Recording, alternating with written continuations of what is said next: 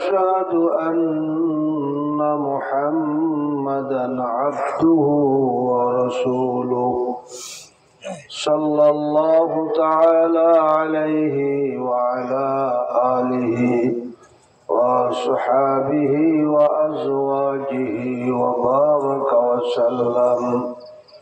أما بعد، فأعوذ بالله من الشيطان الرجيم.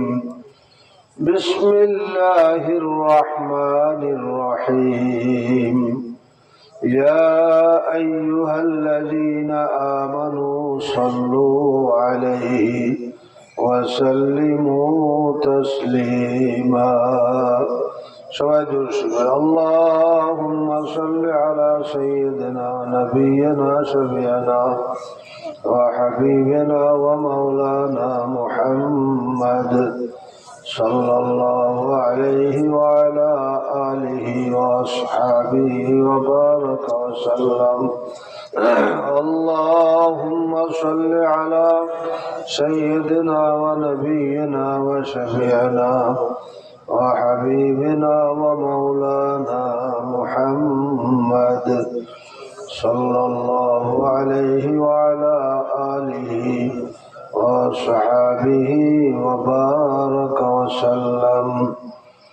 أعوذ بالله من الشيطان الرجيم. بسم الله الرحمن الرحيم. لقد كان لكم في رسول الله أسوة حسنة لمن كان يرجو الله واليوم الآخر وذكر الله كثيرا.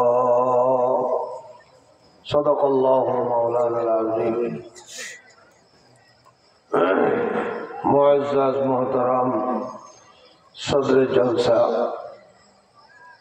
दिगार हजरत उलमाए इकराम, बुजुर्गान इज़ाम,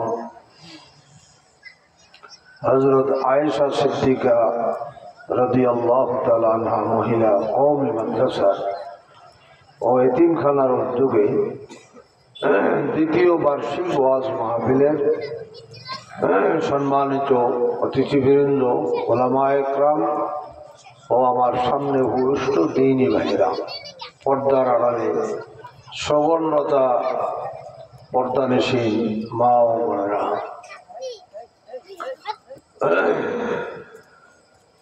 আল্লাহ পাকের শুকর আদায় করতে হয়।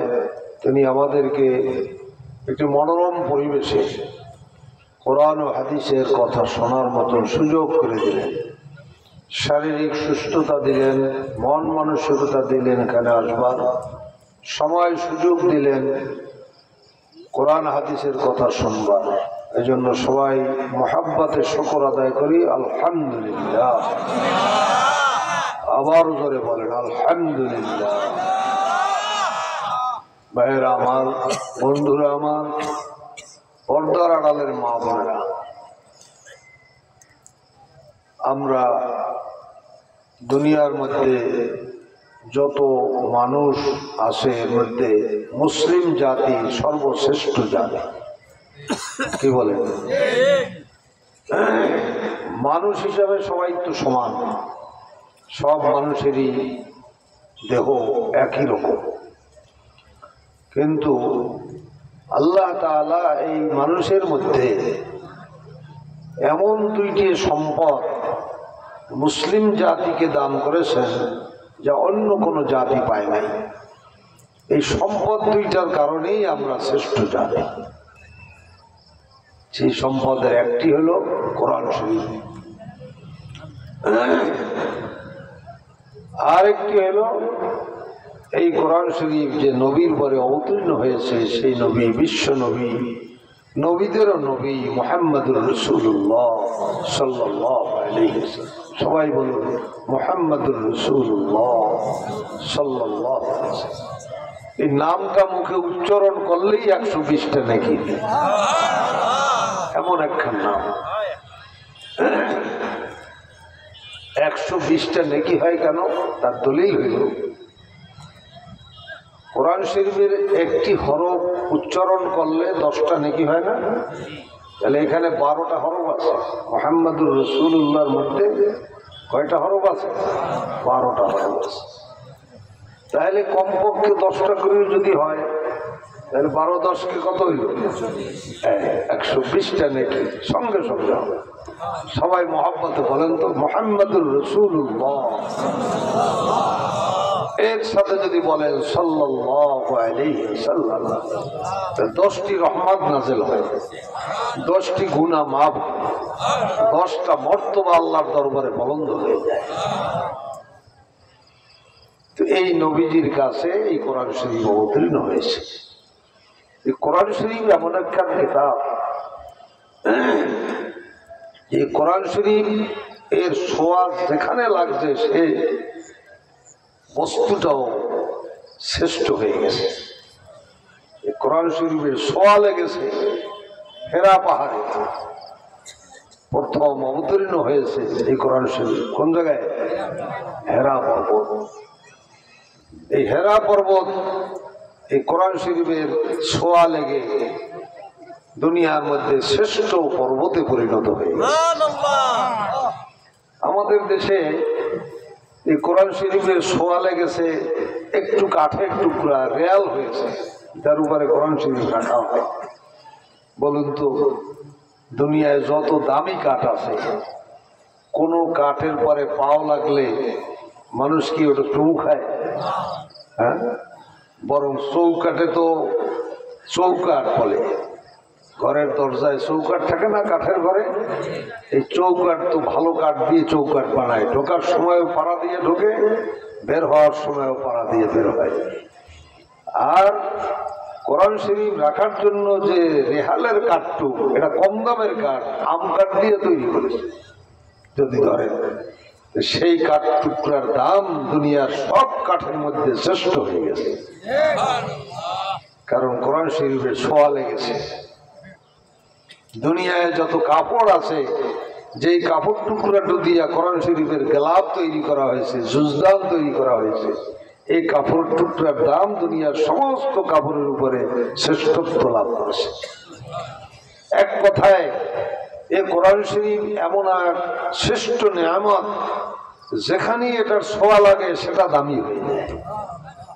তাহলে এই কোরআন শরীফ যে মানুষের পরে নাজিল হয়েছে, সেই মানুষের দাম বেশি হবে না? কি বলেন? এই জন্য সাহাবায়ে কেরাম দামি ছিলেন কেন? নবীজির জমানার মুসলমান, যাদেরকে সাহাবী বলা হয়, নবীজির সংস্পর্শ পেয়েছেন, নবীজির সামনে বসেছেন, নবীজির কাছে কোরআন নাজিল হয়েছে, তারা সেই সময়টা উপভোগ করেছেন। এই সাহাবীদেরকে দুনিয়ার মধ্যে সর্বশ্রেষ্ঠ মানুষ বলা হয়। কি বলেন? এমনকি এই সাহাবীদের দাম মর্যাদা এত বৃদ্ধি হয়ে গেছে, এই সাহাবীদের পায়ের তলায় যে ধুলা, সে ধুলার দামও দুনিয়ার কোন অলি আল্লাহর নাই। কোন আল্লাহর অলি, কুতুব, গৌস, কুতুব, এমনকি বড় পীর আব্দুল কাদের জিলানী রহমাতুল্লাহ আলাইহির দামও একজন সাহাবীর পায়ের ধুলার সমতুল্য নয়। এত দাম বেড়ে গেছে। কারণ আল্লামা ইকবাল কারণ বলেছেন, ওয়ে মুআজ্জাজ थे आमिले कुरआ होकर, वे मुअज्जज थे आमिले कुरआ होकर, हम जलील व खार हुए तारिके कुरआ होकर। বলে ওনারা শ্রেষ্ঠ মানুষ ছিলেন, শ্রেষ্ঠ সম্প্রদায় ছিলেন এই কোরআন শরীফের আমেল হওয়ার কারণে, কোরআন শরীফ ধারণ করার কারণে, কোরআন শরীফ লালন করার কারণে, কোরআন শরীফ বহন করার কারণে, কোরআন শরীফের সাথে তাদের সম্পর্কের কারণে তাদের মর্যাদা ছিল সমস্ত দুনিয়ার মানুষের উপরে। আর আমরা বর্তমানে মুসলিম জাতি অপদস্থ, লাঞ্ছিত, পদদলিত হওয়ার কারণ হচ্ছে কোরআন শরীফকে পরিত্যাগ করার কারণে। কি বলেন? আচ্ছা আপনারা বলুন তো, এই দুনিয়ায় যত মুসলমান আছে, আমাদের বাংলাদেশের কথাই বলি, এই মনিরামপুরের কথাই বলি, যেহেতু আপনাদের এই মনিরামপুরের অভিজ্ঞতা আছে, এই মনিরামপুর এই মজলিসের কথাই যদি বলি, এখানে যারা বসে আছে এর মধ্যে অধিকাংশ লোক কি কোরআন শরীফ তেলাওয়াত সহি শুদ্ধ করে করতে পারেন না? অধিকাংশ পারেন না, অধিকাংশই পারি না। দেখছেন? আর নবীজির যুগের একজন মুসলমান এরকম ছিল না যে কোরআন শরীফ সহি শুদ্ধ করে তেলাওয়াত করতে পারতেন না, এরকম একজন ছিলেন না। অথচ নবীজির যুগের মুসলমানদের মধ্যে কৃষক ছিল, গোলাম ছিল, মূর্খ ছিল, সাধারণ মানুষ ছিল, কি বলেন, ছিল না? ছিল না। কিন্তু একজন মুসলমানও ছিল না যে কোরআন শরীফ সহি শুদ্ধ করে পড়তে পারতেন না। আর আমাদের 100 জন মুসলমানের মধ্যে মনে হয় 2 জন মুসলমান এরকম পাওয়া কঠিন যে কোরআন শরীফ সহি শুদ্ধ করে পড়তে পারে। কি বলেন? এই হলো আমাদের এই দুর্বলতা, আমাদের এই অভাব। এ কারণে মুসলিম জাতির মধ্যে বর্তমানে আল্লামা ইকবাল বলেন, হাম জলিল ও খার, আমরা অপদস্থ, লাঞ্ছিত, পদদলিত, নিপীড়িত, নির্যাতিত। এর কারণ হইল কোরআন শরীফকে পরিত্যাগ করার কারণে। আর একটা কারণ হইল এই কোরআন শরীফকে আমরা শুধুমাত্র সওয়াব অর্জন করার মাধ্যম মনে করি। কোরআন শরীফ পড়লে সওয়াব হয়। হ্যাঁ, সওয়াব তো হয়, প্রত্যেকটা হরফে কমপক্ষে 10টা নেকি হয়, বুঝলেও হয় না বুঝলেও হয়, বুঝে পড়লেও হয় না বুঝে পড়লেও হয়। ঠিক নবীজি বলছেন, কিছু মানুষ বর্তমান বের হয়েছে, তারা বলে কোরআন শরীফ বুঝে পড়লে সওয়াব হবে, না বুঝে পড়লে সওয়াব হবে না, ফায়দা হবে না। এ কথা ভুল। আল্লাহ রসুল বলেছেন, মান ক্বালা ফিল কুরআন, মান ক্বারাআল কুরআন, যে ব্যক্তি কোরআন শরীফ পড়বে, হারফান, একটা হরফ তেলাওয়াত করবে, একটা হরফ তেলাওয়াত করবে কোরআন শরীফ, মাত্র একটা হরফ, তার আমলনামায় 10টা নেকি হবে। সুবহানাল্লাহ। নবীজি এরপর উদাহরণ দেন, লা আকুলু আলিফ লাম মিম হারফুন বাল আলিফুল হারফুন ওয়া লামুল হারফুন ওয়া মিমুল হারফুন। শোনো, আলিফ লাম মিম এটা আমি একটি হরফ বলি না, বড় আলিফ একটি হরফ, লাম একটি হরফ, মিম একটি হরফ। যে ব্যক্তি পড়ে আলিফ লাম মিম, তার আমলনামায় কমপক্ষে 30টি নেকি হয়। আচ্ছা বলেন তো, আলিফ লাম মিমের অর্থ কেউ বোঝে? হ্যাঁ, সাধারণ লোক আপনারা জানেন না যে আলিফ লাম মিম এমন একটা হরফ, এটাকে হরফে মুকাত্তাআত বলা হয়। কোন মুফাসসিররাই এই আয়াত, এই হরফের তাফসীর লেখেন নাই, লিখতে পারেন নাই। ওখানে লিখেছেন আল্লাহু আ'লামু বিমুরাদিহি, এই হরফের অর্থ আল্লাহ তার রাসূল ছাড়া কেউ জানে না। তাহলে যেই হরফের, যেই শব্দের অর্থ জানে না কিন্তু সব হয়, অর্থ না জানলেও সব হবে না? হবে না? অর্থ না জানলেও সব। এই হাদিসের দ্বারা এটা প্রমাণ। তো কোরআন শরীফ কি আল্লাহ তাআলা শুধু সওয়াব অর্জন করার জন্যই নাযিল করেছেন? কোরআন শরীফ কেন নাযিল করেছেন? আমাদের বাপ মা মারা গেলে তাদের জন্য খতম করার জন্য নাযিল করেছেন? না, তাও না। আমাদের অসুখ বিসুখ হইলে কোরআন শরীফের আয়াত লিখে তাবিজ বানাইয়া গায়ে গলায় ঝুলাইয়া রাখার জন্য কোরআন নাযিল করেছেন? তাও না। নামাজের কেরাত পড়ার জন্য কোরআন নাযিল করেছেন? তাও না। রমজান মাসে খতম তারাবি পড়ার জন্য কোরআন নাযিল করেছেন? তাও না। তাহলে কেন নাযিল করেছেন? কোরআন শরীফ নাযিল করেছেন কেন? আল্লাহ বলেন, কেন নাযিল করেছি আমি, আমার কাছে শুনো। আল্লাহ বলেন, কিতাবুন আনজালনাহু ইলাইকা লিতুখরিজান নাসা মিনাজ যুলুমাতি ইলান নূর। সুবহানাল্লাহ। আল্লাহ বলেন, আমি কোরআন শরীফ অবতীর্ণ করেছি নবী আপনার কাছে, অর্থাৎ তাম দুনিয়ার মানুষের কাছে, শুধু মুসলমান নয়, সমস্ত দুনিয়ার মানুষকে এই কোরআন শরীফ মুক্তি দান করবে, অশান্তির থেকে শান্তির দিকে, আলোর দিকে নিয়ে যাবে, অন্ধকারের থেকে বের করে, অর্থাৎ দুনিয়ার সকল ধরনের অশান্তি থেকে মুক্তি দিয়ে শান্তির মধ্যে এই কোরআন শরীফ নিয়ে আসবে।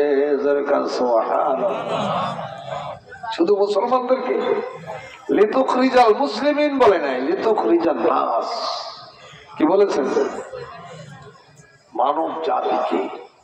মানব জাতির মধ্যে হিন্দু, ইহুদি, খ্রিস্টান, বৌদ্ধ, বিভিন্ন জাতি, ধর্ম, বর্ণ নির্বিশেষে সব মানুষ আছে না নাই?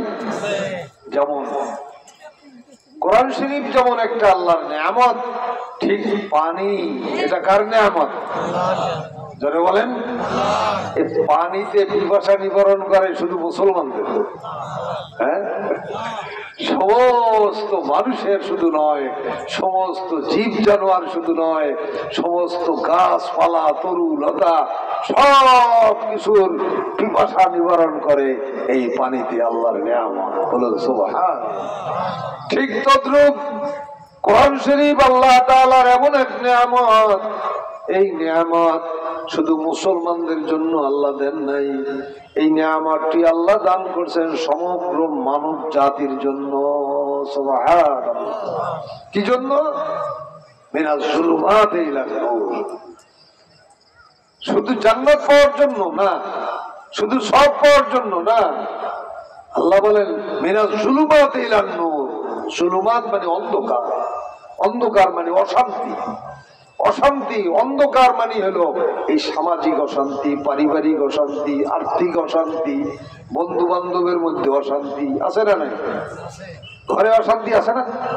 স্বামী স্ত্রীর অশান্তি, ছেলে মেয়ের মধ্যে অশান্তি, আত্মীয় স্বজনের মধ্যে অশান্তি, সমাজের মধ্যে অশান্তি, রাষ্ট্রের মধ্যে অশান্তি আছে না নাই? কথা কয়। এই সমস্ত অশান্তি থেকে কোরআন শরীফ মুক্তি দিয়ে শান্তির পথ দেখাইয়ে দেবে, এই জন্য কোরআন শরীফ নাযিল করছে। যারা বলেন সুবহানাল্লাহ। কিন্তু আফসোসের বিষয়, আমরা এই কোরআন শরীফকে শুধুমাত্র সওয়াব অর্জনের কিতাব মনে করছি। আমাদের এই বাংলাদেশ যখন স্বাধীন হয়, এই সময় পাকিস্তানিরা আমাদের দেশে আসছিল না? পাকিস্তানিরা, পাকিস্তানে কিন্তু আমাদের দেশের মতো নারকেল অ্যাভেলেবেল না, পাওয়া যায় না। আমাদের দেশের নারকেল সব জায়গায়, সব হাটে বাজারে, সব বাড়ি পাওয়া যায়। তো পাকিস্তানি এক সৈন্য বাজারে গিয়ে একটা সুন্দর সোনা নারকেল, পাকা নারকেল এটা বিক্রি করতেছে। দোকানদারকে বলতেছে, ভাই কে চিজ, কি জিনিস? दुकानदार एक मजाक कर बोलते भाई ये ऐसा फल है, जन्नती फल है, जिसमें शरबत है, दूध है, रोटियों भी है, चीनियों भी है।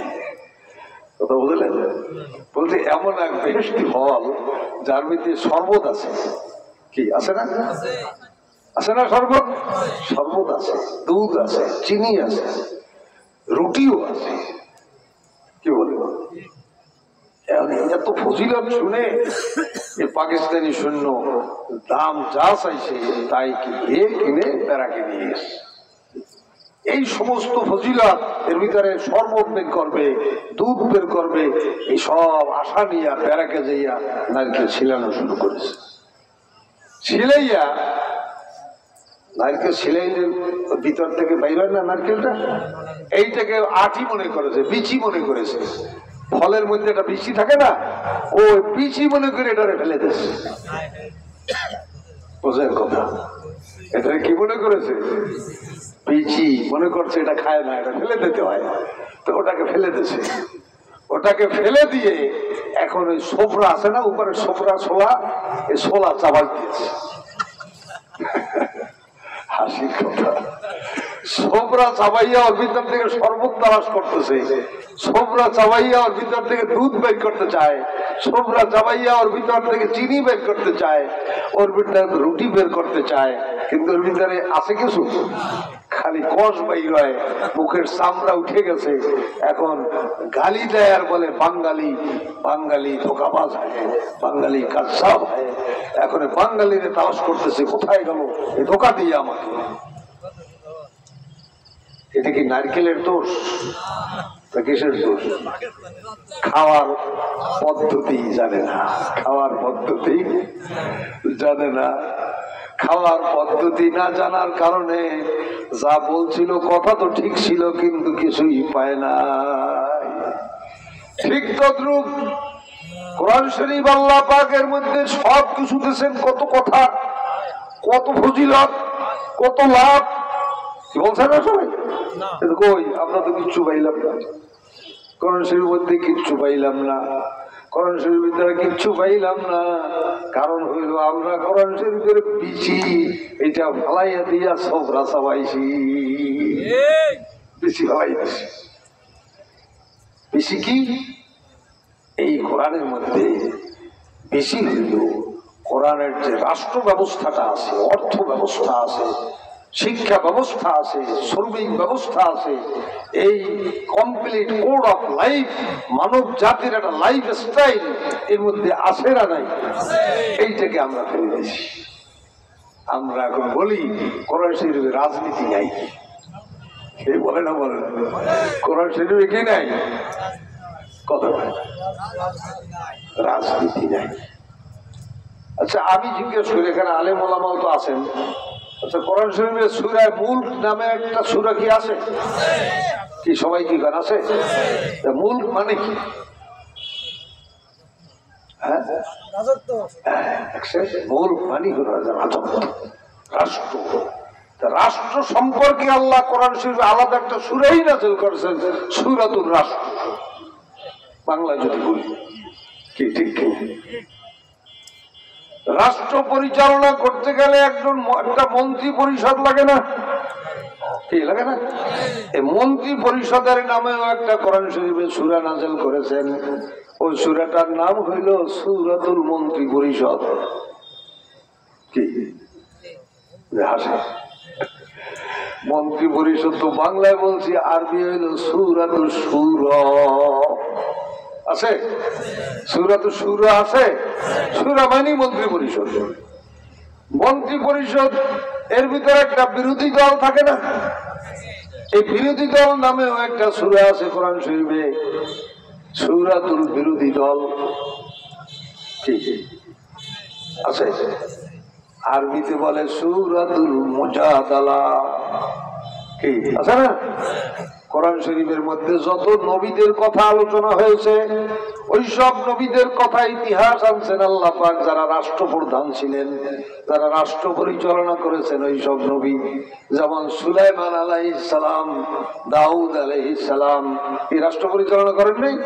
মূসা আলাইহিস সালাম, ইব্রাহিম আলাইহিস সালাম, সব বিপ্লবী পয়গম্বর ছিলেন।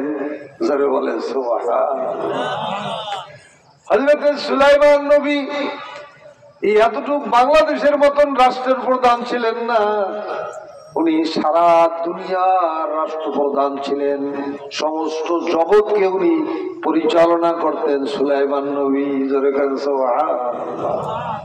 উনি এই দুনিয়ায় যত মানুষ আছে, যত মানুষের যত ভাষা আছে, সব ভাষায় উনি ডক্টরেট ছিলেন, সব ভাষা উনি জানতেন। আমাদের দেশে কোন শিক্ষিত লোক আছে যে দুনিয়ার সব ভাষা জানে? হ্যাঁ, শুধু মানুষের ভাষা নয়, জীব জানোয়ারেরও তো একটা ভাষা আছে, আছে না? পিঁপড়ারও তো ভাষা আছে। কি পিঁপড়া কথা বলে না? ওর ভাষায় পরস্পর কথা বলে। দেখবেন এক লাইন যায় পিঁপড়া, আর এক লাইন আসে পিঁপড়া, তো ওই একটার সঙ্গে আর একটা কি যেন মুখ লাগাই বলে যায়। কি দেখছেন? হ্যাঁ, তাহলে পিঁপড়ারও ভাষা আছে, আমরা বুঝি না।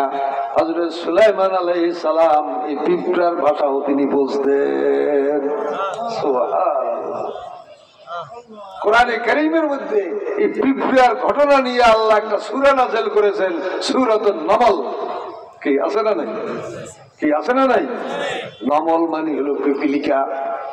আল্লাহ পাক এই পিপিলিকা সংক্রান্ত সুলাইমান আলাইহিস সালামের সঙ্গে একটা ঘটনা ছিল, সেই ঘটনার ভিতরে উল্লেখ করেছেন সুলাইমান নবী তার সৈন্য সামন্ত নিয়ে তিনি একদিকে যাইতেছেন, হঠাৎ করে দেখেন এই পিপিলিকার বাচ্চা আছে, রাজা আছে, মাথা মোটা আছে না, ও একটা উঁচু জায়গায় দাঁড়াইয়ে বক্তৃতা করতেছে। তার পিপিলিকার এই তার জনগোষ্ঠী উদ্দেশ্যে, তার নাগরিকদের উদ্দেশ্যে সে একটা বক্তব্য রাখতেছে। এই বক্তব্য রাখা শুনিয়া সুলাইমান আলাইহিস সালাম এই পিপিলার রাজাকে ধরছেন, ধরিয়ে উঠে জিজ্ঞেস করতেছেন, এই তুই কি বক্তব্য রাখতেছ? তো সুলাইমান নবী এই প্রশ্ন করলে এই পিপিলার রাজা উত্তরে বলতেছে, হে আল্লাহর নবী, আমি আমার নাগরিকদেরকে, আমার জাতিকে আমি এই সতর্ক করতেছি, ইয়া আইয়ুহান নামলু দুখুলু মাসাকিনাকুম লা ইয়াহতিমান্নাকুম সুলাইমানা ওয়া জুনুদুহু ওয়া হুম লা ইয়াশউরুন। আমি বলতেছিলাম, পিপলার রাজা বলে, হে আমার নাগরিকরা, আমার জাতিরা, তোমরা সকলে যার যার বাড়ির মধ্যে ঢুকে পড়ো, প্রবেশ করো, সুলাইমান নবী তার সৈন্য সামন্ত নিয়ে আসতেছে, কাজেই তোমরা সমস্ত পদপিষ্ট হয়ে মারা যাবে, তোমাদেরকে সতর্ক করছি, তোমরা সবাই বাড়ির মধ্যে ঢোকো। দেখছেন, তাহলে সুলাইমান নবী খালি মানুষের রাজা না, সমস্ত জীব জানোয়ারের রাজা ছিলেন। ধরে বলেন সুবহানাল্লাহ। তার ঘটনা করেন সেই ব্যাস। এইরকম ভাবে এই আপনারা যে জুমার দিন খুতবা দেয় না ইমাম সাহেব, কি দেয় না? ইমাম সাহেবের খুতবাটা পুরা রাজনৈতিক বক্তব্য, পুরা খুতবাটাই রাজনৈতিক বক্তব্য, কিন্তু আরবিতে দেয় বলিয়া কমিটির লোক বোঝে না। ওইটারে যদি বাংলায় বলতো তাহলে কমিটির লোক খেপে যেত। কথাটা বলতো ইমাম সাহেব এই যে বক্তব্য রাখে সব রাজনৈতিক চালাময় বক্তব্য রাখে, চালাময় বক্তব্য। আমি সেই খুতবার একটা বক্তব্য আপনাদের শোনাবো, হ্যাঁ শোনাবো। দেখেন, ইমাম সাহেব খুতবার মধ্যে কয়, ও আমার মুসল্লি ভাইরা শুনে নাও, ইজা আমারা জিবরিল আলাইহিস সালাম ইলাল মদিনাতে, রাসূলুল্লাহ সাল্লাল্লাহু আলাইহি সাল্লাম বলেছেন, এক জাতি আল্লাহর নাফরমানি করার কারণে আল্লাহ পাক তাদের পরে অসন্তুষ্ট হয়ে জিবরাইল আলাইহিস সালামকে পাঠিয়ে দিলেন ওই জাতিকে ধ্বংস করে দেওয়ার জন্য। তারা আল্লাহর নাফরমানিতে নিমগ্ন হয়ে গেছে, নিবিষ্ট হয়ে পড়েছে, এদেরকে ধ্বংস করার জন্য কাকে পাঠাইলেন? জিবরাইল। তুমি এই জমিনকে, জনপদকে উল্টে ধ্বংস করে দাও। তো জিবরাইল ফেরেশতা আইসা তিনি এই জনপদে ধ্বংস করার জন্য, মাটি উল্টাইয়া ধ্বংস করার জন্য এসে দেখে এক আল্লাহর ওলি, একজন আবেদ, সে ওই জনপদের মধ্যে বসবাস করতেছে। একটা মুহূর্ত সে আল্লাহর নাফরমানি করে না, আল্লাহর জিকির ছাড়া থাকে না, সব সময় ইবাদত বন্দেগী করতেছে আল্লাহর আবেদ।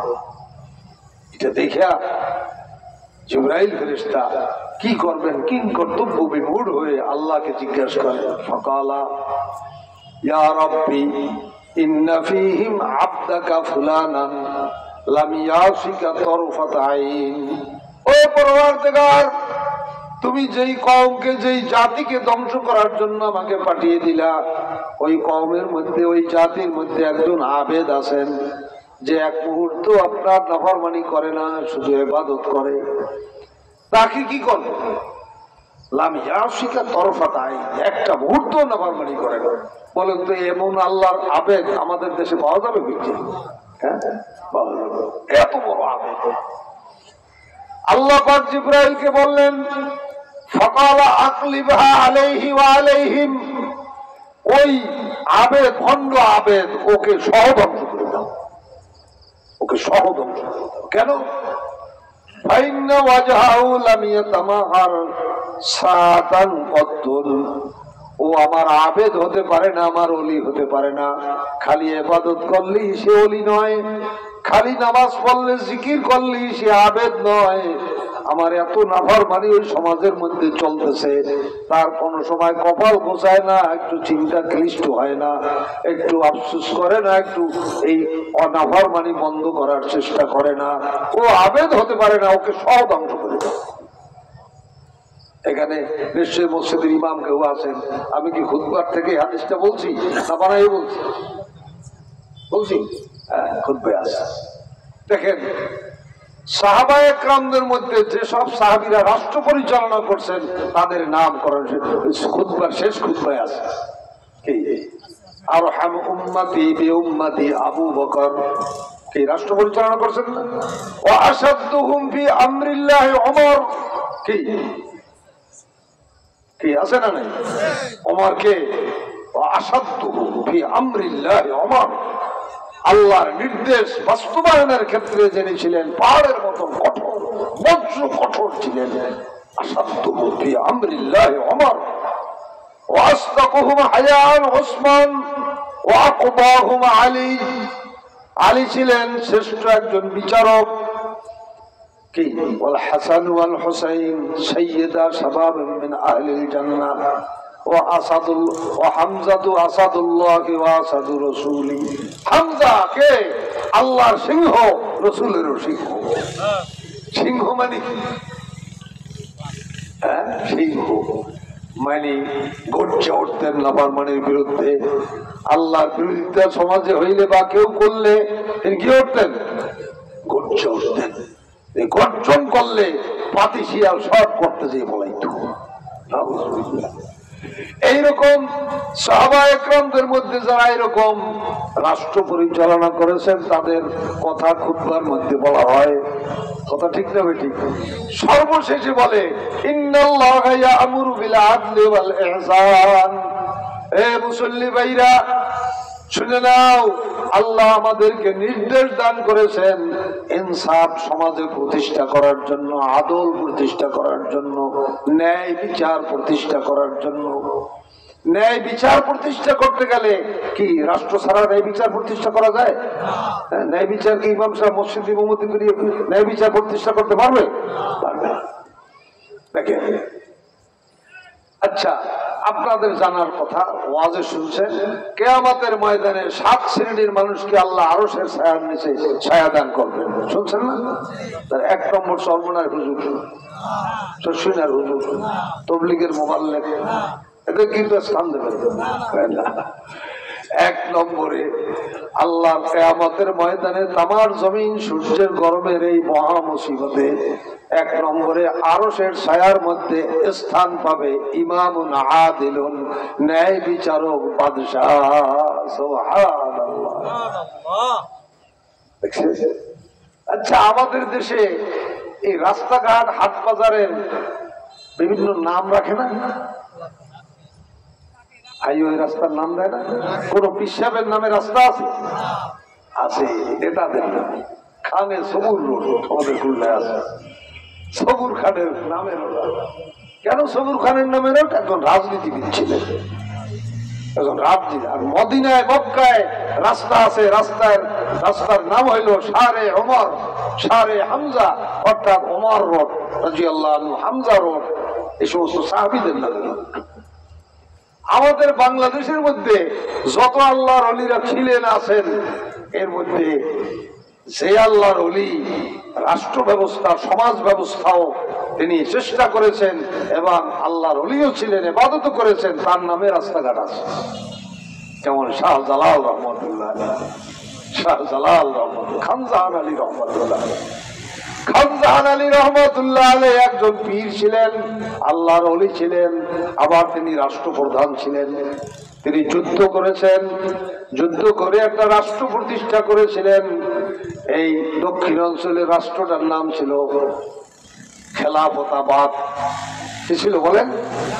খেলাফতাবাদ, মানে আল্লাহর খেলাফতকে বাস্তবায়ন করছে। আল্লাহর খেলাফতকে উনি প্রতিষ্ঠা করার ফলে ওনার রাষ্ট্রের মধ্যে শান্তি বিরাজ করছিল। মানুষ সবাই, সব স্তরের মানুষ সুখে শান্তিতে বসবাস করা শুরু করে দিল। তখন ওই অঞ্চলটার নাম হয়ে গেল শান্তির বাগান, বাগের হাট। বাগের হাট না, আসলে নামটা হলো রাহাব, বাগে এই বোঝেন বলেন, বাগে রাহাব, রাহাব মানে শান্তি, বাগ মানে বাগান উর্দুতে। তো শান্তির বাগান হয়ে গেল, এইটা পরবর্তীতে বিকৃত হয়ে বাগের হাট হয়েছে। তাহলে বোঝা গেল কি, খালি জিকির করি আল্লাহর ওলি না, উনি আল্লাহর ওলিও ছিলেন। রাষ্ট্র ব্যবস্থা সম্পর্ক তেনার প্রচেষ্টা, যুদ্ধ জেহাদ ছিল। শাহজালাল রহমাতুল্লাহ আলাই কি বলে, কিন্তু বর্তমানে আমাদের মাথা বিকৃত হয়ে গেছে। অনেক সর্বনাশ বিশ্বাস, সে একজন আল্লাহর ওলি মানুষ, রাজনীতি শুরু করছে, রাজনীতি শুরু করছে আল্লাহর ওলি, রাজনীতি করবে। আচ্ছা বলেন, বলে না নাকি? কোন মসজিদের ইমাম যদি খুব আল্লাহওয়ালা ইমাম হয় আর সে মেম্বার নির্বাচন করতে ইলেকশনে দাঁড়ায়, তো সবাই বলবে যে লোকটা গোমরা হয়ে গেছে। ইমাম আলেম মানুষ, স্যার ভালো মনে করতে হবে, মেম্বার হইতে চায়, কোন ভালো মানুষ মেম্বার হইতে পারে কি? এ ধারণা কি ভুল না ঠিক? কি ভুল না ঠিক? এই মেম্বার হওয়াটা, চেয়ারম্যান হওয়াটা, এমপি হওয়াটা, এটা ইসলামের বড় একটা আমল, বড় একটা কাজ। একজন মানুষ, ভালো মানুষ যদি মেম্বার না হয় তাহলে তার ওয়ার্ডটা ভালো হয় না। নেতা ভালো না হইলে ওই ওয়ার্ড কোনোদিন ভালো হইতে পারে না। নেতা যদি খারাপ হয় ওই ওয়ার্ডটাও খারাপ হয়। কথা ঠিক না ঠিক? এর আমাদের মেজাজ বিকৃত হয়ে গেছে যে আলেম মানুষ রাজনীতি করবে কেন, ইমাম রাজনীতি করবে কেন? রাজনীতি করবে কারা? মদখোর, জুয়াখোর, বদমাশ, লুচ্চা, লম্পট, এই শয়তান বসাব, এগুলা রাজনীতি করবে। জোরে বলে নাউজুবিল্লাহ। এটা আমাদের মানসিকতার মানে মারাত্মক দোষ। অনেক পিসা বলি আল্লাহরাও কয় আমি রাজনীতি পছন্দ করি না। রাজনীতি যে পছন্দ করে না সে কি মুসলমান হইতে পারে? কারণ রাসূলুল্লাহ সাল্লাল্লাহু আলাইহি ওয়াসাল্লাম রাষ্ট্রপ্রধান ছিলেন না? রাসূল সাল্লাল্লাহু আলাইহি ওয়াসাল্লাম রাজনীতি না করে রাষ্ট্রপ্রধান হয়েছেন। রাসূলের সারা জীবনটা ছিল রাজনৈতিক জীবন। নবুয়তের শুধু নয়, নবুয়তের আগের থেকেই তিনি হেল্পফুল ফজল প্রতিষ্ঠা করে সমাজে অশান্তি দূর করার জন্য, মানুষকে সুখে শান্তিতে রাখবার জন্য হেল্পফুল ফজল সংগঠন করেছিলেন। কি বলেন, সত্য না মিথ্যা? এরপরে রাসূল সাল্লাল্লাহু আলাইহি ওয়াসাল্লাম যখন নবী হইলেন, নবুয়ত পেলেন, নবুয়ত পাওয়ার পরে নবীজি কি আরো ভালো হইলেন? নবুয়তের গুণ অর্জন করলে না আরো খারাপ হয়ে গেলেন? সেই সমাজের লোক নবীজিকে, একজন মানুষও সমাজের ছিল না আরব দেশে নবীজিকে খারাপ বলবে, নবীজিকে দোষ বলবে। সবাই বলবে এর মতন মানুষ হয় না, আল আমিন, সুদুকুল আমিন। কোন সালিসি ব্যবস্থা কারো প্রয়োজন হইলে, নিজেদের মধ্যে ঝগড়া হইলে সবাই বলতো, দুই পক্ষ বলতো যে মুহাম্মদ সাল্লাল্লাহু আলাইহি ওয়াসাল্লাম যা সিদ্ধান্ত দেবে আমি তাই মানবো। দুই পক্ষ বলতো মানবো। এইরকম একজন বিচারক হিসেবে তিনি সমাজের মধ্যে আস্থা স্থাপন করেছিলেন। কথা কি ঠিক না ভুল বললাম? আমার ভাইরা একটু ভালো করে বুঝেন, নবী করিম সাল্লাল্লাহু আলাইহি ওয়াসাল্লাম আল্লাহু আকবার যখন নবুয়ত প্রাপ্ত হলেন, তখন তিনি নবুয়তের গুণে গুণান্বিত হয়ে তিনি আরো ভালো মানুষ হয়ে গেলেন। কিন্তু সমাজের লোক তার দুশমন হল। সমাজের কারা দুশ্মনী শুরু করলো চিন্তা করছেন? সমাজের মধ্যে যারা পুঁজিপতি, সমাজপতি, সমাজ পরিচালনা যারা করে সব নবীজির দুশ্মন হয়ে গেল। আর গরিব, অসহায়, মজলুম মানুষ যারা, কৃষক, শ্রমিক মানুষ যারা, গোলাম যারা, তারা রসুলকে গ্রহণ করলো। কারণ রাসূলুল্লাহ সাল্লাল্লাহু আলাইহি ওয়াসাল্লাম এই অসহায় মানুষের পক্ষে ছিলেন, মজলুমের পক্ষে ছিলেন, জালেমের বিপক্ষে ছিলেন। কি ঠিক না বেটি? রাসূল জালেমের বিপক্ষে আর মজলুমের পক্ষে। এই ছিল নবী রাসূলদের আমল। সব নবী, হযরত মূসা নবী আলাইহিস সালামের ইতিহাস দেখেন কোরআন শরীফের মধ্যে আল্লাহ বলেছেন মূসা আলাইহিস সালামকে লালন পালন করছে, কিন্তু ফেরাউন কি 30 বছর পর্যন্ত ফেরাউনের ঘরে লালিত পালিত হয়েছেন। 30 বছরে একটা মানুষ যুবক হয়ে গেছে না? কি পূর্ণ যুবক না সে? এই 30 বছরের যুবক, কিন্তু সরকারি লোক, ফেরাউনের ঘরে থাকে, পাওয়ারফুল লোক। আবার পাওয়ারও তো আছে, বাদশার বাড়ি থাকে, বাদশার একে পাল্লব পুত্র। তো সে কেমন পাওয়ার হইতে পারে? কি বলে, এই পাওয়ারফুল মুসার সে হাটে বাজারে করতেছে, কিন্তু দুর্বলের প্রতি সবলের যে দুর্ব্যবহার, জুলুম, অত্যাচার এগুলো দেখতেছে, সহ্য করতে পারতেছে না, সহ্য করতে পারতেছে না। কোন ভালো মানুষ কোন অন্যায় অবিচার দেখলে সহ্য করতে পারে? আর যে সহ্য করে সে কোনোদিন ভালো মানুষ হতে পারে না। ভালো মানুষ তো ওই ব্যক্তি যে নিজে অন্যায় করবে না, অন্যায় করতে দেবে না। অন্যায় যে করে আর অন্যায়কে যে চোখ বুঝে সহ্য করে, উভয়ের সমান অপরাধ। কি ঠিক কিনা? তো মুসা আলাইহিস সালাম দেখে এই কিপ্তি বংশের একজন লোক, কিপ্তি মানে ফেরাউনের বংশে, ফেরাউনের দলের এক লোক, সে বনি ইসরাইল বংশ, নবীর বংশ। এই বনি ইসরাইল বংশে একজন গরিব মানুষ বাজারে কাঠ বিক্রি করতে নিয়ে আসছে। এই কাঠ বিক্রি করে যে পয়সাটা সে পাবে, এই দিয়ে সে জীবিকা নির্বাহ করবে, সে খাদ্য সংগ্রহ করবে, যে হাট বাজার করবে, বাড়ি নিয়ে যাবে, ছেলে মেয়েকে খাওয়াবে। সরকারি লোক তো এই কাঠ বেছে আর টাকা দেবে না। তো ও কাকুতি মিনতি করে, ভাই আমার পয়সাটা দেন, আমার পয়সাটা না দিলে আমি কি দিয়ে বাজার করবো। খুব অনুনয় বিনয় করে, কিন্তু ও ধাক্কা দিয়ে ফেলে, দুর্ব্যবহার করে। মুসা নবী এটা দূরের থেকে দেখে তিনি সহ্য করতে পারেন নাই। তিনি কাছে আইসা বলতেছেন, এই কঠোর ভাষায়, এই তুমি এই লোকটা দুর্বল অসহায়, এই লোকটার পয়সা দাও। ও আরো খেপে গেল, সরকারি লোক তো, সরকারি দলের লোক যদি হয় তার পেঁয়াজ একটু বেশি হয় না? বেশি হয়। কিছুদিন আগে আওয়ামী লীগের লোক যারা, এখন আবার বিএনপির লোক যারা, পেঁয়াজ একটু বেশি বেশি। কি ঠিক না? কি আপনারা রাগ করলেন? পেঁয়াজ বেশি কয়, এই আমি ওরে টাকা দেই না, না দিই তোর তা দেখি। এই এক কথা দুই কথা একটু তর্ক বিতর্ক হয়েছে মুসা নবীর সঙ্গে। হ্যাঁ, তর্ক বিতর্ক করতো সারো, তুই টাকা দেবি না, গরিব মানুষ অসহায় মানুষ বেচারা এই পয়সা দিয়ে বাজার ঘাট করবে, আর তুই টাকা দেবি না, আর আরো গরম কথা কর। এই করে একটা থাপ করতেছি, ছোট্ট একটা থাপ করতেছে। আর নবীর হাতের থাপ্পড় বোঝেন, পয়গম্বরের গায়ে তো 40 জন জান্নাতি যুবকের শক্তি থাকে। 40 জন জান্নাতি যুবকের শক্তির হাত দিয়া থাপ্পড় একটা দেশে, ওই এক থাপ্পড়ই ওই যুবক মারা গেছে, একেবারে শেষ। এখন তখন ওনার বয়স হলো 40 বছর। অন্যায়ের প্রতিবাদ করেছে। অন্যায়ের প্রতিবাদ করা এটা নবী রসুলদের স্বভাবগত একটা চরিত্র ছিল, বলেন সুবহানাল্লাহ। এই চরিত্র যার মধ্যে নাই, এই স্বভাব যার মধ্যে নাই, সে মুসলমান হতে পারে না। অন্যায় দেখবে আর চোখ বুঝে সহ্য করবে, করে যাবে, এইটা কোনোদিন সে মুসলমান হতে পারে না। মুসলমানের স্বভাব নাই। মুসলমান অন্যায় দেখলে সে প্রতিবাদ করবে, কথা ঠিক না বেঠিক?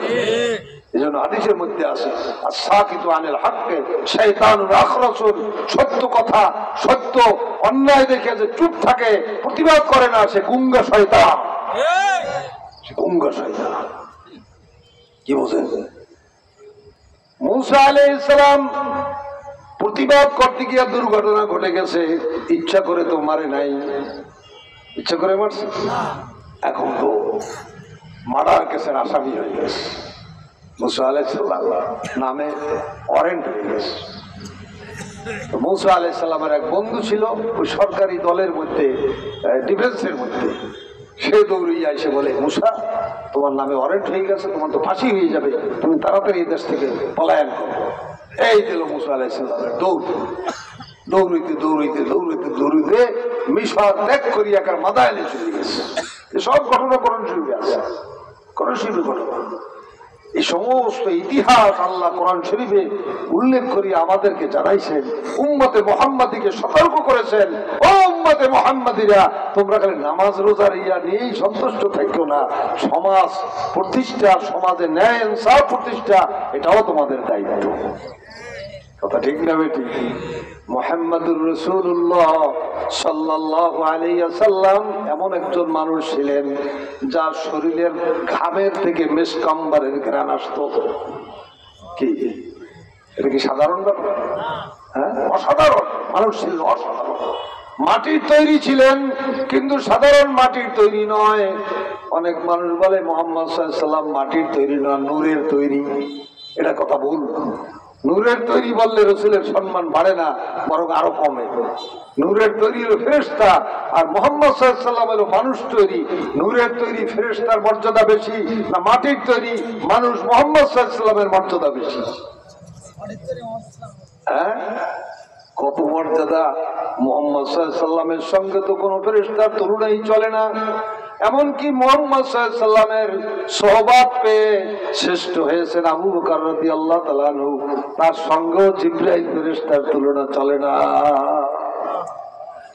জিবরাইল ফেরেশতা আবু বকরের প্রশংসা শুনে, ফজিলত শুনে, মর্যাদা শুনে একদিন মসজিদে নববীতে আবু বকর রাদিয়াল্লাহু তাআলা আনহুর সঙ্গে দেখা করতে আসছে এই জিবরাইল, এই উদ্দেশ্যে। তো মসজিদে নববীতে মাঝে মাঝে মানুষের আকৃতিতে জিবরাইল ফেরেশতা প্রবেশ করতেন।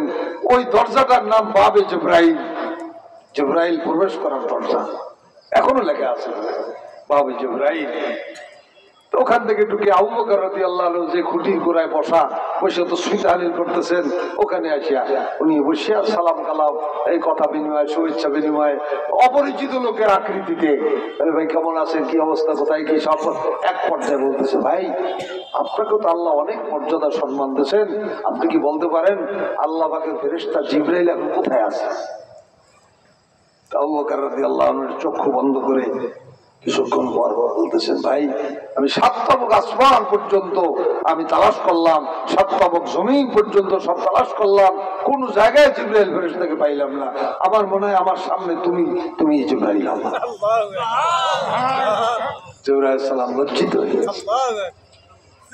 রাসূল সাল্লাল্লাহু আলাইহি ওয়াসাল্লাম মেরাজের সফরের মধ্যে জিবরাইল কিন্তু সফর সঙ্গী ছিলেন, সফর সঙ্গী ছিলেন, কিন্তু অর্ধেক পথে যাইয়া জিবরাইল ফেরেশতা বলে, ইয়া রাসূলুল্লাহ, এই জায়গাটা হইল খালেক আর মাখলুকের সীমান্ত, এখান থেকে এক কদম যদি আমি সামনে অগ্রসর হই, আমার নূরের পরগুলি, ডানাগুলি সব জ্বলে পুড়ে ছারখার হয়ে যাবে, আমার অস্তিত্ব বিলীন হয়ে যাবে, আমি এখান থেকে আর যেতে পারবো না, আপনাকে একা একা যেতে হবে। অর্ধেক পথে যাইয়া তার সফর শেষ।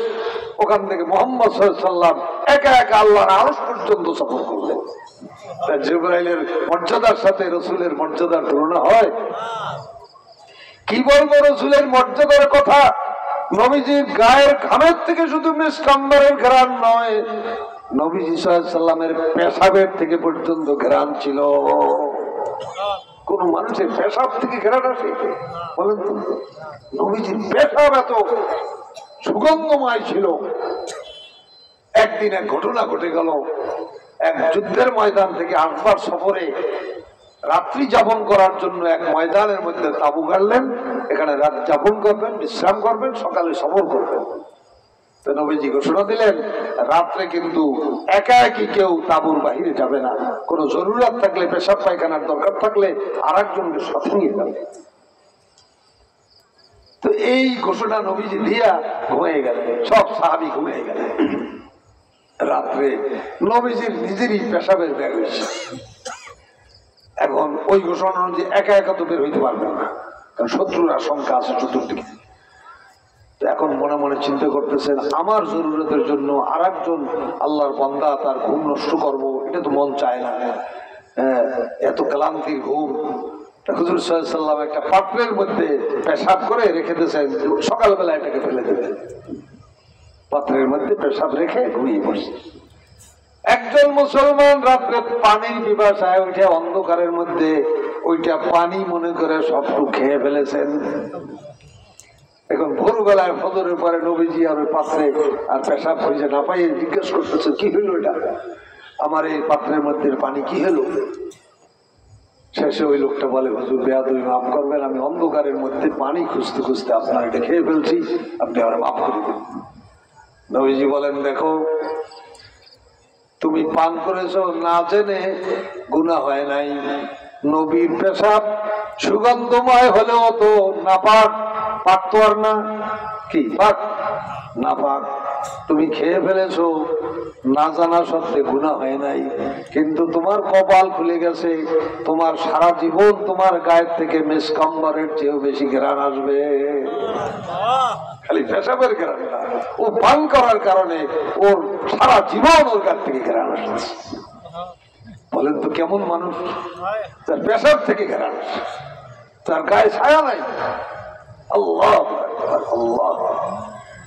এই মানুষটা নবী হওয়ার পরে এই দ্বীনের দাওয়াত, ইসলামের দাওয়াত, অর্থাৎ রাষ্ট্র ব্যবস্থার দাওয়াত, এই রাষ্ট্রের মধ্যে সুখ শান্তি প্রতিষ্ঠা করতে হবে, জালেমদের জুলুম থেকে ফিরানোর জন্য যখন চেষ্টা আরম্ভ করলেন, এমন দুশ্মনী আরম্ভ হয়ে গেল, এমন শত্রুতা আরম্ভ হয়ে গেল, নবীজিকে হত্যা করার পর্যন্ত ষড়যন্ত্র শুরু হয়ে গেল।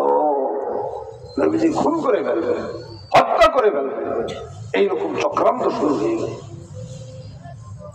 শেষ পর্যন্ত ইতিহাস তো আপনারাও জানেন, নবীজি রাতের অন্ধকারে পালিয়ে মক্কা থেকে মদিনায় চলে গেছে। মদিনায় যাওয়ার আগেই ইসলামের এই দাওয়াত মদিনায় পৌঁছে গেছিল। একজন সাহাবী মাসআব ইবনে উমায়ের, তেনাকে মুবাল্লিগ হিসেবে মদিনায় পাঠানো হয়েছিল। তিনি কিছু মানুষকেও তৈয়ার করেছিলেন, নবীজির কথা তাদেরকে শুনাইছিলেন। অনেক মানুষ ইসলাম গ্রহণ করেছিল। নবীজি যখন প্রবেশ করলেন, নবীজিকে গ্রহণ করার জন্য আবাল বৃদ্ধ বনিতা, ছোট শিশুরা পর্যন্ত সবাই এই আনন্দের গান গাইতে লাগলো। তলাল বাদরু আলাইনা মিন সানিয়াতিল ওয়াদাই ওয়াজাবা শুকরু আলাইনা মাদআ লিল্লাহি দাই। এই শিশু বাচ্চাদের গান, সবাই অপেক্ষা করতেছে নবীজি আসবেন, নবীজি কোন বাড়ি আসবেন। আমার বাড়িতে নবীজিকে নিতে পারলে আমি নবীজির মেজবান হব, নবীজি আমার মেহমান হবেন। সবাই পাগল নবীজিকে দেবেন। আর নবীজি কার বাড়ি যাবেন? একজনের বাড়ি গেলে আরেকজন অসন্তুষ্ট হয়। নবীজি বললেন, দেখো আমার ঘোড়ার লাগাম ছেড়ে দাও, আমার ঘোড়া যার বাড়ির দরজায় গিয়ে বসে পড়বে আমি তার বাড়ির মেহমান হব। এখন সবাই চিন্তা করতেছে নবীজিকে মেহমান বানাইতে গেলে ঘোড়া বাড়িতে ঢোকা লাগবে, আর ঘোড়া বাড়িতে ঢুকাইতে গেলে ঘোড়ার লোভনীয় খাবার ধামায় ভরে বাড়ির দরজা বসে এটা নাড়াচাড়া করে দেখায়, খাবার দেখে ঘোড়া ঢুকে যাবে, নবীজি ঢুকেছি, আমি নবীজির মেজবান, আমি ভাগ্যবান। কিন্তু ঘোড়া তো শাহী মেজাজে চলতেছে, কোনো দিকে তাকায় না, কোনো দিকে তাকায় না। যেতে যেতে গিয়া আবু আইয়ুব আনসারী রাদিয়াল্লাহু তাআলা আনহুর বাড়ির দরজায় ঘোড়া বসে গেছেন। আবু আইয়ুব আনসারীর বাড়িটা দোতলা ছিল, তিনি উপর তলা থেকে নেমে নবীজিকে ইস্তেকবাল করে ঘরের মধ্যে মেহমান বানালেন। এই জায়গায় মসজিদে নববী হয়ে গেল। এই পরের দিন ইসলামী রাষ্ট্র কায়েম হয়ে গেল। বলুন সুবহানাল্লাহ।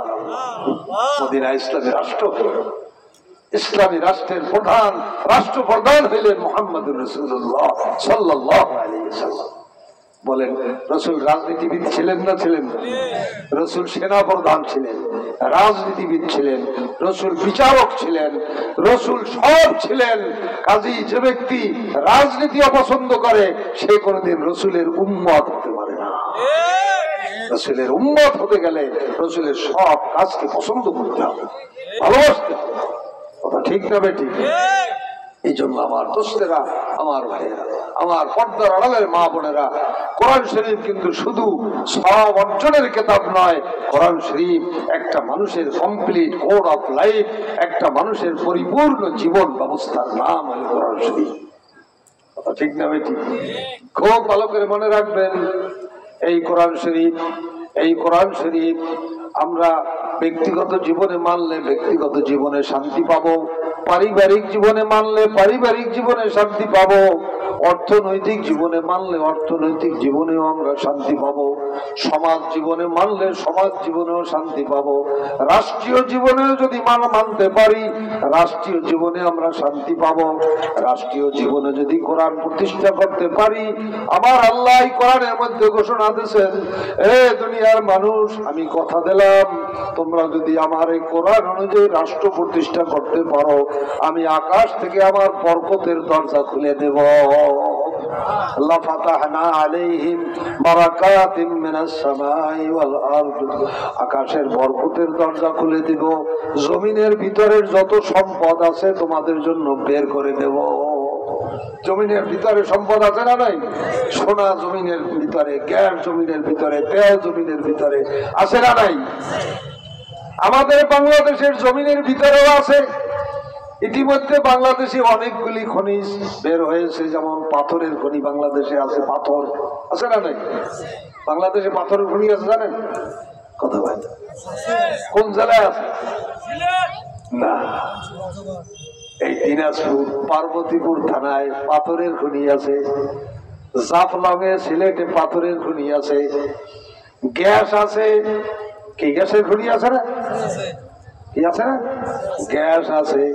তারপরে সোনাও আছে, কিন্তু তখন বাইর হবে যখন আপনি আমি আল্লাহর বিধানকে বাস্তবায়ন করতে পারবো, তখন সোনাও বাইর হবে, পেট্রোলও বাইর হবে। জোরে বলেন সুবহানাল্লাহ। অভাব থাকবে না, মানুষ গরিব থাকবে না। যেমন মক্কা মুআজ্জামার মানুষ তো আগে গরিব ছিল। মক্কায় কোনো ফসল হয় না, কোনো চাষাবাদ হয় না, কিন্তু কোনো গরিব মানুষ মক্কায় নাই। আছে? খাওয়াই কে? আল্লাহ খাওয়ায়। এত সম্পদ আছে, সে আল্লাহ বাংলাদেশকে সম্পদশালী সমৃদ্ধশালী দেশ বানাইতে পারে না? পারে না? কি পারে না? পারে না? এই জন্য কোরআনকে রাষ্ট্র ব্যবস্থা পর্যন্ত আমাদের নিতে হবে। যদি আমরা নিতে পারি তাহলে আমরা সফল কাম দুনিয়াতেও হব, আখিরাতেও হব। আর যদি এটা না করি, যদি এটা না করি তাহলে কি হবে? আল্লাহ বলেন আফাতুমিনুনা বিবাদিল কিতাবি ওয়া তাকফুরুনা বিবাদ, তাহলে কি তোমরা আমার কোরআনের কিছু আয়াত মানবে আর কিছু আয়াতকে প্রত্যাখ্যান করবে?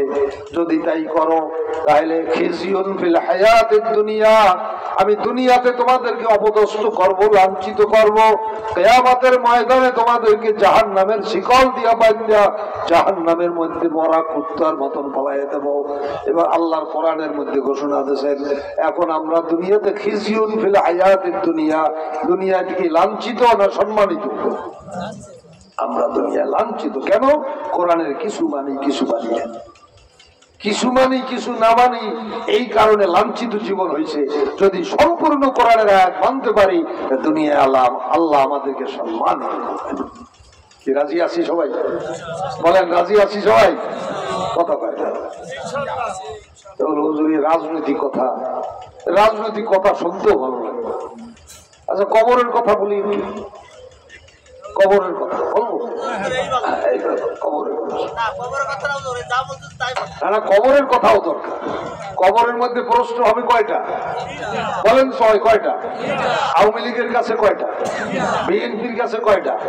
সর্বনয় মুরিদদের কাছে কয়টা? তবলিগের কাছে কয়টা?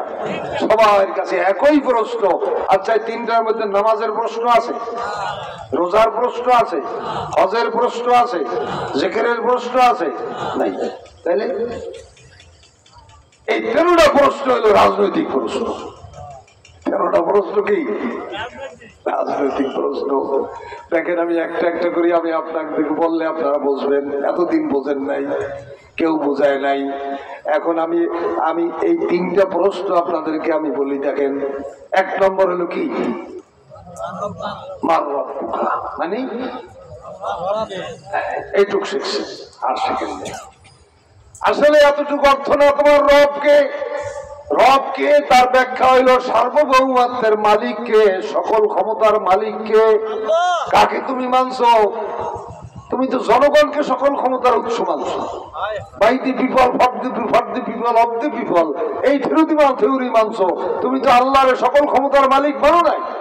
তাহলে প্রথম প্রশ্নটা কি? রাজনৈতিক প্রশ্ন না কি? সকল ক্ষমতার মালিক কে বলো?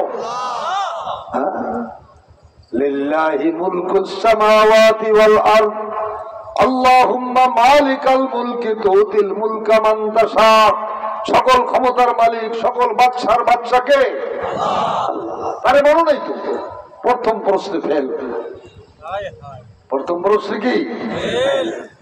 আর যারা সকল ক্ষমতার মালিক, আল্লাহকে ছাড়া কাউকে মানবে না, একমাত্র আল্লাহই সকল ক্ষমতার মালিক, এই কথাকে যারা স্বীকৃতি দেবে, সেই অনুযায়ী জীবন গঠন করবে, তারাই বলতে পারবে রব্বি আল্লাহ। কি বলবে বলেন? আমার আমার রব সার্বভৌমত্বের মালিক, সকল ক্ষমতার মালিক তো আল্লাহ। গেল 1 নম্বর প্রশ্ন। 2 নম্বর প্রশ্ন হইল আমার দিনুকা। আমার দিনুকা মানে তুমি কোন দলের লোক ছিল? হ্যাঁ, কোন দলের লোক ছিল? দিন মানে হলো আদর্শ, দিন মানে হলো নিয়ম নীতি, দিন মানে হলো কোন দলের নিয়ম আদর্শের উপরে তুমি চলতা। ইসলামের আদর্শের পরে চলতা, অন্য কোন গণতন্ত্র সমাজতন্ত্রের এই দলের পরে তুমি চলতা? এইটা বলেছে দিনিয়াল ইসলাম। আমি ইসলামের দলে ছিলাম। কোন দলে ছিলাম বলেন? ধরে বলেন। ইসলামের দলে ছিলাম। আর যারা ইসলামের দলে ছিল না, তারা কি প্রশ্ন উত্তর দিতে পারবে? এই প্রশ্নে তারা পায় না। 2 নম্বর রাজনৈতিক প্রশ্ন। কি বলেন? বলেন ভালো করে বুঝুন। 3 নম্বর প্রশ্ন আরো রাজনৈতিক। বলো তোমার নেতাকে। নেতাকে নেতাকে নবীকে নবী মানো, রসুল মানো, কিন্তু নেতা মানো না। নবীকে খালি নবী মানলে হবে না, নবীর সব গুণাবলী সহ নবীকে মানতে হবে। কাদিয়ানি একটা সম্প্রদায় আমাদের দেশে আছে না? কাদিয়ানি এরা কিন্তু আল্লাহকেও মানে, রসুলকেও মানে, কিন্তু রসুলকে শেষ নবী মানে না। এতটুকু খালি নবী শ্রেষ্ঠ নবী, খাতামুন নবিয়্যিন। খাতাম শব্দের একটা অর্থ হলো শ্রেষ্ঠ। ওই অর্থটা তারা করিয়া তারা রসুলকে শ্রেষ্ঠ নবী মানে, কিন্তু শেষ নবী মানে না। রসুলকে শেষ নবী না মানলে সে কি মুসলমান না কাফের? যারা বলেন সে মুসলমান না কাফের? তারে যারা কাফের বলবে না, তারাও কাফের। কাফেরকে কাফের যারা বলবে না, মুসলমান ভাববে, তারাও কাফের। ঠিক তদ্রুপ রসুলকে শুধু রসুল মানলে হবে না, রসুলকে নেতাও মানা লাগবে। যারা রসুলকে রসুল মানে কিন্তু নেতা মানে না, তারা কোনোদিন মুসলমান হইতে পারে না। রসুলকে কি মানা লাগবে? ধরে বলেন কি মানা লাগবে? নেতা। তোমার নেতা আমার নেতা, এই হাতুটাই গান। তোমার নেতা আমার নেতা। জোরে বলেন তোমার নেতা আমার নেতা। সর্বযুগের সর্বকালের সর্বশ্রেষ্ঠ নেতা। বলেন কোন যুগে এরকম নেতা আসবে? আমাদের নেতা মুহাম্মদ সাল্লাল্লাহু আলাইহি ওয়াসাল্লাম। তিনি বলেন আমার দলের কর্মী যারা, তাদেরকে সাথে নিয়ে আমি জান্নাতে চলে যাব। কেমন?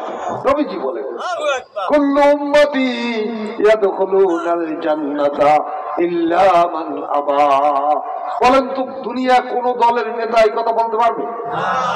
আমার দল যারা করবো আমি তাকে বেহেশতে নিয়ে যাবো। ক্ষমতা আছে, কিন্তু আমাদের নেতার ক্ষমতা আছে না নাই? তোরে বলেন আছে? আমাদের নেতা এত পাওয়ারফুল নেতা, কিয়ামতের ময়দানটা আমাদের নেতার কথায় চলবে, আল্লাহর কথা আর আমাদের নেতার কথায় চলবে। কিয়ামতের ময়দানে আর কারো কথা চলবে না। সুবহানাল্লাহ। নবীজি বলেন আমার দল। উম্মত মানে কি? বলেন উম্মত মানে কি? উম্মত মানে হলো বাংলায় দল, আরবিতে ইংরেজিতে পার্টি, আরবিতে হলো উম্মত। কুল্লু উম্মতি ইয়াদখুলুনাল জান্নাতা ইল্লা মান আবা। এ দুনিয়ার মানুষ, আমার দল যারা করবা, আমার উম্মত যারা হবা, তাদেরকে আমি সঙ্গে নিয়ে জান্নাতে যাব। ইল্লা মান আবা, কিন্তু আমার এই উম্মতের মধ্যে এক দল হবে আবা, তারা আমার সঙ্গে জান্নাতে যাইতে পারবে না। তারা নামাজি হবে কিন্তু আবা, তারা রোজাদার হবে কিন্তু আবা, তারা জিকির করবে কিন্তু আবা, তারা হজ করবে কিন্তু আবা। এই আবার দল আপনারা হইবেন? আবা কারা? সাহাবায়ে বুঝতে পারে নাই।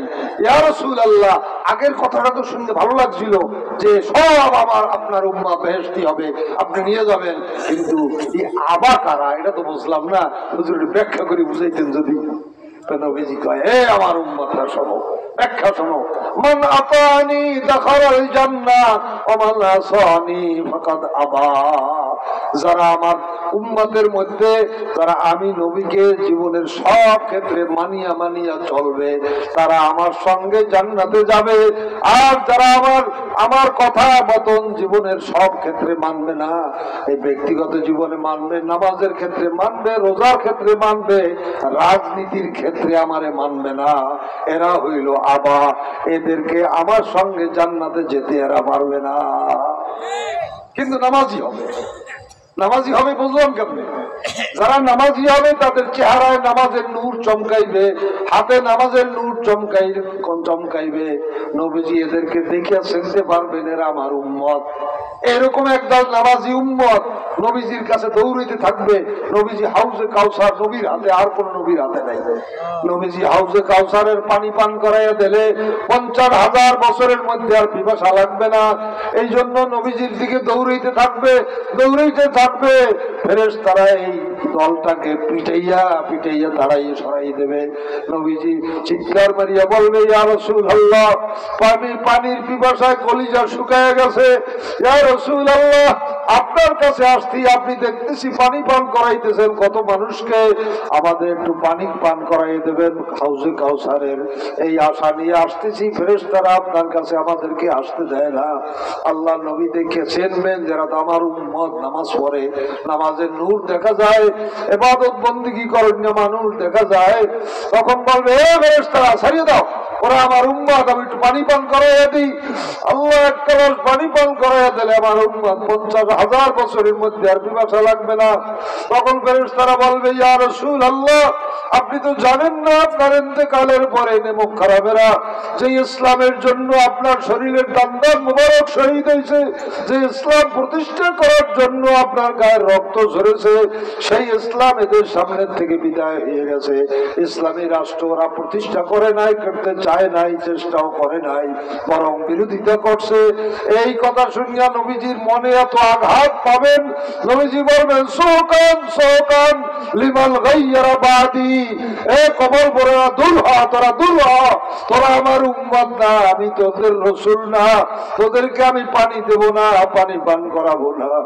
এ আমার ভাইরা, এবার চিন্তা করেন নবীজি যদি তাড়াইয়া দেন তাহলে আর বেহেশতে যাওয়ার আর কোন পথ আছে কিনা? জোরে বলেন আছে? নাই। কাজেই নবীজিকে জীবনের সব ক্ষেত্রে মানতে রাজি আছেন? কি বলেন, সবাই মানতে রাজি আছেন কিনা? আর তাকাই বলেন কে কে রাজি আছেন? আল্লাহ আপনি আমাদের সকলকে নবীর দল বানাইয়া দেন। আল্লাহ আপনি আমাদেরকে নবীর খাঁটি উম্মত বানাইয়া দেন। জোরে বলেন আমিন।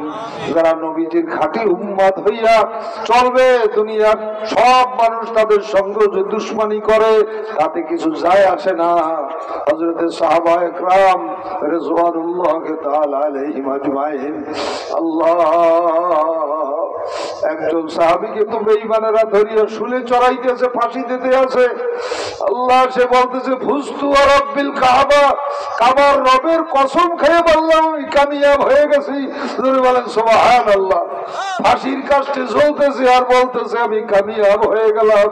তার মানে আমি রাসূলকে মানিয়া পুরোপুরি, আল্লাহকে মানিয়া পুরোপুরি আমার জীবনটা দিয়ে দিলাম। আল্লাহ এরে বলে আসল কামিয়াবি। আমরা আল্লাহর দ্বীনের জন্য, রাসূলের আদর্শ মানার জন্য প্রয়োজন হইলে জীবন দিয়ে দেবো, রাজি আছে না নাই? আমরা এই দুনিয়ার জীবন তো আসল জীবন না, মরণ তো একদিন আসবেই আসবে। বিছানায় শুইয়া মরতে চাই না, আমরা রাসূলের দ্বীনের জন্য আমরা শহীদ হইয়া যাইতে চাই। কি বলেন, চান শহীদ শাহাদাত চান? আল্লাহ শাহাদাতের মউতটা বড় মজার মউত, কারণ শহীদ যে হইতে পারবে আল্লাহ তাআলা তার কাছে কোনো হিসাব নেবেন না, বিনা হিসাবে আল্লাহ পাক তাদেরকে বেহেশত দান করবেন। আল্লাহ আমার ভাইরা, যারা হজের সফরে, উমরার সফরে মক্কা মদিনা যান, উহুদের ময়দানে নিশ্চয়ই আপনারা গেছেন। আমি 2 মাস আগে উমরার সফরে গেছিলাম মদিনা জিয়ারত করতে। উহুদের ময়দানে গিয়ে দেখি শহীদদের কবর 70 জন শহীদ ওখানে শোয়া আছে। এমনিতে হামজা রাদিয়াল্লাহু তাআলা আনহুর কবর, মুসআব ইবনে উমাইর রাদিয়াল্লাহু তাআলা আনহু শুয়ে আছেন। আমি চক্ষু বন্ধ করে একটু চিন্তা করলাম, আরে এত বড় বড় বড় শ্রেষ্ঠ মানুষ হযরতে হামজা রাদিয়াল্লাহু তাআলা আনহু, তাকে আসাদুল্লাহ ওয়া আসাদুর রাসূলিহি বলা হতো। তাকে ইন্তেকালের পরে নাক কাটিয়া, কান কাটিয়া, সিনা ফারিয়া, কলিজা বার করিয়া কত নেককারজনক ভাবে তাকে আল্লাহ কষ্ট দিয়েছে। আল্লাহ, তিনি মনে হয় যেন ওখানে শুয়ে শুয়ে ডাক দিয়া বলতেছে, বাংলাদেশের মানুষ আমাদের কবরের কাছে আসিয়া দাঁড়াইয়া জিয়ারত করিয়া যাও আর শিক্ষা গ্রহণ করিয়া যাও। আমরা ইসলামকে রাষ্ট্রীয় পর্যায়ে প্রতিষ্ঠা করার জন্য এই কত জীবন দিয়ে এখানে শুয়ে রয়েছি, আর তোমাদের বাংলাদেশে ইসলাম রাষ্ট্রীয় পর্যায়ে নাই, পরাজিত। তোমরা কেন চেষ্টা করো না? লজ্জিত অবস্থায় ফিরিয়ে আসলাম। কিয়ামতের ময়দানে রাসূলের সামনে কেমনে মুখ দেখাবো? এই সমস্ত সাহাবীদের সামনে কেমনে মুখ দেখাবো? কাজী ইসলামকে রাষ্ট্রীয় পর্যায়ে প্রতিষ্ঠা করার জন্য চেষ্টা করতেই থাকবো। চেষ্টা করতে করতে জীবন দিয়া শহীদ হয়ে যাইতে পারলেই আমি কামিয়াব হয়ে গেলাম। কি বলেন, রাজি আছেন সবাই? আল্লাহ তুমি আমাদের সবাইকে তৌফিক দান করিও। সর্বনার বিশ্ব হুজুর বর্তমানে এই কথাই বলতেছেন যে আমার বুকের যদি বুলেটটা আমার জন্য লেখা থাকে, আমার বুকে বুলেটটা ঢুকলে তাতে আমার কোনো আপত্তি নাই। নায়েবে আমির সাহেব সেদিন বলছে শাহাদাতের মউত বড় মজার মউত, আমি শাহাদাতের মউত কামনা করি। কি আপনারা কি শাহাদাতের মউত চান না? কি চান সবাই? এই আল্লাহর কোরআনকে রাষ্ট্রীয় পর্যায়ে প্রতিষ্ঠা করার জন্য আমরা আমারও চেষ্টা করব, জান দিয়া মাল দিয়া চেষ্টা করব, প্রয়োজন হইলে জীবনও দেব। কারণ এই জীবন ইসলামের জন্য দিলে আল্লাহ অনন্ত অসীম কালের একটা জীবন আমাদেরকে দিয়ে দেবে। আল্লাহ পাক যেন আমাদেরকে সঠিক বুঝ দান করেন। সবাই বলেন আমিন। এমনকি সাহাবীদের মধ্যে মহিলা সাহাবীরা পর্যন্ত আল্লাহ দ্বীনের জন্য জীবন উৎসর্গ করিয়া দিয়েছিলেন। আল্লাহদের ময়দানে যখন নবীজির এক সংবাদ ছড়াইয়া দিল কাফেরেরা যে আল্লাহ রাসূল হত্যা মারা গেছেন, নিহত হয়েছেন, কদ কুতিলা মুহাম্মদ, সমস্ত মদিনার সংবাদ ছড়াইয়া গেছে।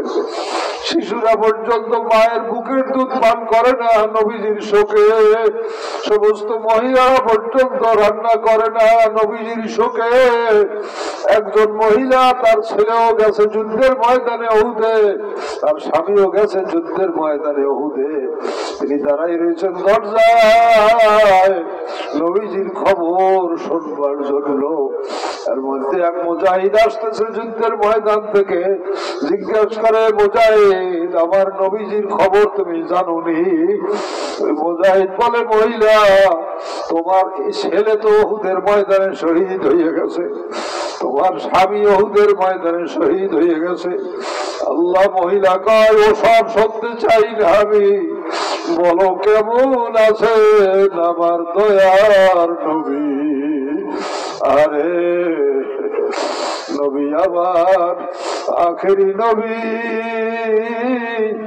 আল্লাহর দোস্ত আখেরি নবী, আমরা যে তার আদরের উম্মত, উম্মতের করলাম কি? রাত দিন দুনিয়া সংসার ছেলে মেয়ে বিবি বাচ্চা নিয়ে জীবন শেষ করিয়ে দিলাম, আর চক্ষু দুইটা বন্ধ হয়ে যাওয়ার সঙ্গে সঙ্গে এই ছেলে মেয়েরা একটা রাত্র ঘরে রাখবে না। এই বাড়ি ঘর দুয়ার থেকে নামাইয়া আম বাগানে বাঁশ বাগানের মধ্যে ফেলাইয়া এই যে ধুইয়া চলিয়া যাইবে, আর কেউ কবরের কাছে ফিরিয়াও চাইবে না। যদি আমার মাওলারে রাজি না করিয়া মাওলার কবরে যাই, 2 বছর মাটিতে এমন জোরে চাপ মারবে আল্লাহ মাটিতে বলবে ওরে খবিস নাফরমান, তুই আল্লাহর জমিনের পরে নাফরমানি করছো। আল্লাহ আমি কিছু বলতে পারি নাই, মাওলার অনুমতি ছিল না। আজকে তুই আমার পেটের মধ্যে ঢুকছো, দেখবি আমার ক্ষমতা কাকে বলে। আল্লাহর হাবিব বলেন এমন চাপ দেবে হাড্ডি গুঁড়া গুঁড়া হইয়া যাবে, 99টা সাপ এসে জড়াইয়া ধরবে, আযাবের ফেরেশতারা ঘুরছে দিয়া পিটাইবে। একদিন না, 2 দিন না, 40,000 বছর কমপক্ষে আযাব হইতে থাকবে। এরপরে কিয়ামতের ময়দানের আযাব 50,000 বছর। এরপরে জাহান্নামে ভালাইয়া দেবে। জাহান্নামের ওই আযাব একটা মুহূর্তের জন্য সহ্য করা কোন মানুষের পক্ষে সম্ভব না। এরা পারবেন সহ্য করতে? আল্লাহর হাবিব বলেন আমার উম্মতেরা এই জাহান্নামের কাজ থেকে ফিরিয়া থাকিও, গুনার কাজ ছাড়িয়া দাও, নেকের কাজ ধরো। আর পিছনে যা গুনাহ হইয়া রইছে তার জন্য মাঝে মাঝে 2-1 ফোঁটা চোখের পানি ছাড়িয়া মাওলার দরবারে কান্দো আর মাপ চাও। যদি 1 ফোঁটা মাছির মাথার মতন পানিও তোমার চোখ দিয়া মাওলার ভয়, জাহান্নামের ভয় বাইরে হয়, তোমার জন্য আমার মাওলায় জাহান্নামের আগুন হারাম করিয়া দেবেন। এই জন্য সমস্ত সাহাবীরা কাঁদছেন। হযরত ওমর রাদিয়াল্লাহু তাআলা কাঁদতে কাঁদতে গালের 2 পাশে কালো দাগ হয়ে গেছে, গাল পচিয়া গেছে। লোকেরা কয় হুজুর ঔষধ লাগাইলে ভালো হয়ে যায়, তো দেখতে ভালো দেখা যায় না। আল্লাহ ওমর রাদিয়াল্লাহু তাআলা বলেন ভাই কিয়ামতের ময়দানে যদি মাওলায় জিজ্ঞেস করেন ওমর কি নিয়ে আইছো, মাওলার দরবারে কি পেশ করব, আমি বলবো মাবুদ গো কিছু আনতে পারি নাই, তোমার জাহান্নামের ভয়, তোমার ভয়। কাঁদতে কাঁদতে গালের গোশত পচিয়া কালো দাগটা নিয়ে আইছি, দয়া করিয়া তুমি মাফ করিয়া দাও। আল্লাহ সাহাবায়ে কেরাম যদি এত পেরেশান থাকেন আমাদের কি উপায় হবে? এ ভাইরা এই চিন্তা ভাবনা করিয়া চোখের পানি লইয়া গুনার কাম ছাড়িয়া নেকের কাম ধরিয়া নবীজির রাস্তায় চলতে চলতে কবরে যাওয়া লাগবে। আমিও দোয়া চাই আল্লাহ পাক আমাদের সবাইকে কবুল করিয়া নেন, আল্লাহুম্মা আমিন। ও দয়ার মাবুদ রে, দয়ার মাওলা রে, এই গভীর রাত্রে তোমার রহমতের দুয়ারে আমরা হাত তুলেছি। মাওলা তুমি চাইয়া দেখো তোমার নেক বান্দাদের নিয়ে হাত জাগাইছি। আল্লাহ কত মা বোনেরা পর্দার আড়ালে হাত জাগাইছে, এর মধ্যে একজনের হাতও যদি তোমার কাছে পছন্দনীয় হয়, ওই হাতের ওসিলা আমাদের সবাইকে তুমি মাফ করিয়া দাও। আল্লাহ এই মাহফিলকে তুমি কবুল করিয়া নাও। এই মাহফিলের জন্য যারা খাটাখাটনি করলো, চেষ্টা করলো, সাহায্য করলো, সকলের পরে তোমার খাস রহমত নাযিল করে দাও। আল্লাহ আমরা যারা এখানে হাজির হইলাম জানি না এর মধ্যে কার আব্বা নাই, মা নাই, দাদা দাদি, নানা নানি, কত মানুষ যে হারাইলাম, অন্ধকার কবরে কি অবস্থায় আছে জানি না।